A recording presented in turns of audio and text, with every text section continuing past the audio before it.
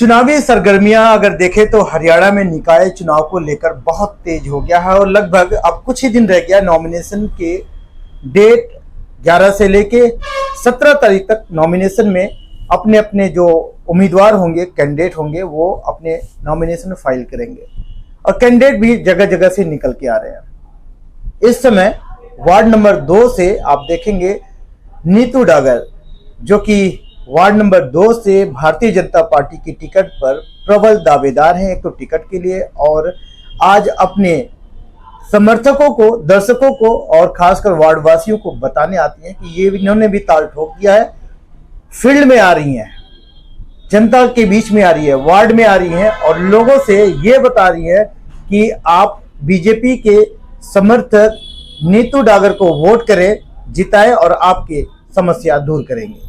हम इनसे जानते हैं कि एक युवा कैंडिडेट आपके बीच में अगर आएंगे तो आप उनको किस तरीके से स्वागत करेंगे, आप इनके परिवार के बैकग्राउंड को भी जानेंगे, उसके बाद से हम आपकी समस्याओं के लेके भी हम बात करेंगे। तो मैडम थोड़ा सा एक इंट्रोडक्शन हमारे दर्शक आपके बारे में जान जाए, वार्ड नंबर 2 से आप भी अपने ताल ठोक। आप सभी को मेरा नमस्कार। मेरा नाम नीतू डागर है। मैं गांव गोची में रहती हूँ। मेरी क्वालिफिकेशन है BBA, MBA, ML और मैं अभी बालाजी कॉलेज में असिस्टेंट प्रोफेसर हूँ। तो फिलहाल आपके बारे में परिचय तो मिला, लेकिन राजनीति में आने का क्या प्लान है, कैसे क्या करती है अभी फिलहाल? मैं अभी बालाजी कॉलेज में असिस्टेंट प्रोफेसर हूँ और अभी राजनीति में आने का क्योंकि एक पारिवारिक रहा है कि मेरे पिताजी भी राजनीति में ही रहे हैं बीजेपी से, तो अभी बीजेपी में राजनीति में आने का यही है जो हमारे गांव में हमारी समस्याएं जिनका अभी तक समाधान नहीं हुआ है, तो मैं चाहती हूँ कि उनको सोल्व किया जाए कि ये समस्याएं आगे भविष्य में ना आए हमारे लिए। और अभी भी मैं गांव में सबसे ज़्यादा पढ़ी लिखी बेटी हूँ, क्योंकि मैंने जो माननीय मुख्यमंत्री जी के आदेश के द्वारा बेटी बचाओ बेटी पढ़ाओ अभियान में जो उन्होंने योजना बनाई थी कि गांव की सबसे पढ़ी लिखी बेटी ध्वजारोहण करेगी, तो मैं लगातार 7 साल से ध्वजारोहण किया है अपने सरकारी स्कूल में।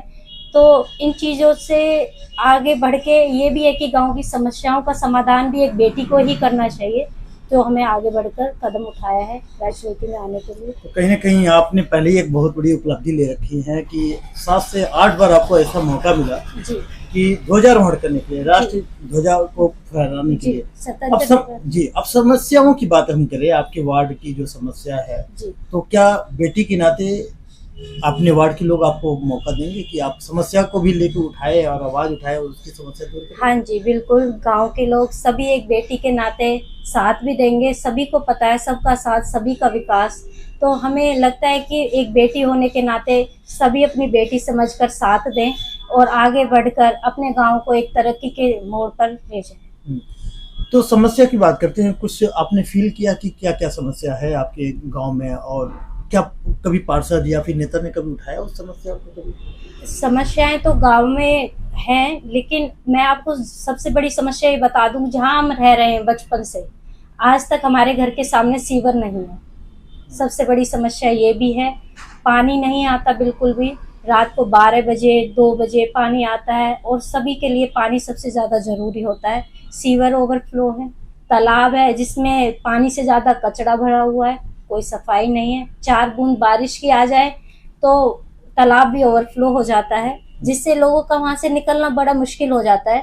तो हमें ये राशन है टाइम से नहीं मिलता है तो वो पूरा नहीं मिलता, ये गलत है। जो मिलना चाहिए वो टाइम से राशन भी मिलना चाहिए, पानी टाइम से आना चाहिए, क्योंकि सभी लोग जॉब करते हैं, किसी को नहीं होता है टाइम। रात के 12 बजे कौन पानी भरेगा? ये सारी समस्याएं ज़्यादा आई हैं और मैं ये चाहती हूँ कि हमें सभी को मिलके अपने गांव के लिए आगे बढ़ के अपने गांव का विकास करना है, तो सबका साथ अवश्य। मैं आपको एक बात बताऊं कि हमारे गांव में कोई भी डिस्पेंसरी नहीं है। लोग अगर बीमार हो जाते हैं तो लोगों को प्राइवेट हॉस्पिटल में जाना पड़ता है। क्यों जाना पड़े? जब हमारा गांव नगर निगम में आता है तो ये छोटी छोटी समस्याएं तो होनी ही नहीं चाहिए। हमें सबसे पहले डिस्पेंसरी चाहिए, पानी चाहिए, सीवर चाहिए। ये हमारे पास नहीं है तो हमारे यहाँ रहने का और नगर निगम में रहने का क्या फायदा है? अच्छा, अब चेहरा नया है लोगों के बीच में। वैसे फादर आपके थे सामाजिक भी थे, लोग जानते भी थे, लेकिन बिल्कुल। आपका चेहरा एक बार जब लोगों के सामने आएगा तो क्या पार्टी की टिकट पे आप आएंगे, चुनाव लड़ेंगे या इंडिपेंडेंट निर्दलीय लड़ेंगे? नहीं, चेहरा नया है, लेकिन पिताजी राजनीति में सामाजिक कार्य में रहे हैं, लेकिन मैं उम्मीद है कि हमें राजनीति में बीजेपी से ही टिकट मिले। मुझे विश्वास है कि उन्होंने जी हैं, एमएलए रहे हैं 2 बार, उनके साथ सामाजिक कार्यों में उनका साथ दिया है, आगे बढ़े हैं उनके साथ, और सभी कामों में उन्होंने इतना अच्छा साथ दिया है कि मुझे उम्मीद है कि वो भी बीजेपी में रहे थे और उन्हीं के साथ मैं आगे बढ़कर बीजेपी में उम्मीद करती हूँ कि वो मेरी इस मतलब आवेदन को हाँ स्वीकार करें जी।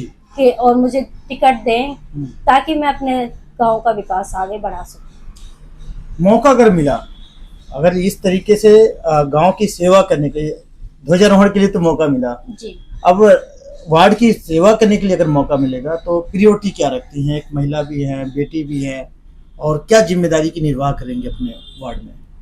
हमें अपने गांव में सभी को साथ लेकर चलना है। आज के टाइम में बेटियां भी कम नहीं हैं, जी, बिल्कुल कम नहीं है। जो बेटियां कर सकती हैं वो मुझे लगता है बेटों से ज़्यादा ही कर सकती हैं, तो हमें सभी को साथ लेके चलना है और आगे बढ़ना है। तो फिलहाल आपने सुना है कि युवा जो वार्ड पार्षद की तैयारी कर रही हैं वार्ड नंबर 2 से, नीतू डागर। फिलहाल हम आज एक पर्सनल एक इंटरव्यू के माध्यम से आम जनता को ये बताना चाह रहे थे कि जो युवा चेहरा आपके बीच में आ रहा है, आप उसको कैसे एक्सेप्ट करेंगे, क्योंकि चुनावी माहौल है, कई ऐसे नेता आएंगे, कई ऐसे लुभावने वादे करेंगे, लेकिन आप जिस नीतू डागर को देखा है, इन्होंने 7 से 8 बार इनको मौका मिला है राष्ट्रीय पर्व ध्वजारोहण करने के लिए, और वैसे भी अपने एरिया में अगर कुछ समस्याएं हैं जिसको इन्होंने देखा है, समझा है, और लोगों के बीच में अगर जाती हैं, तो आप जरूर कमेंट करके बताएं कि इनके इस तरीके से दावेदारी को इन्होंने जब ताल ठोका है तो क्या आप मौका देंगे? कमेंट करके जरूर बताएं। देश दुनिया की हर लेटेस्ट खबर देखने के लिए सब्सक्राइब करें हमारे चैनल PNN को, और साथ ही बेल आइकन दबाना ना भूलें।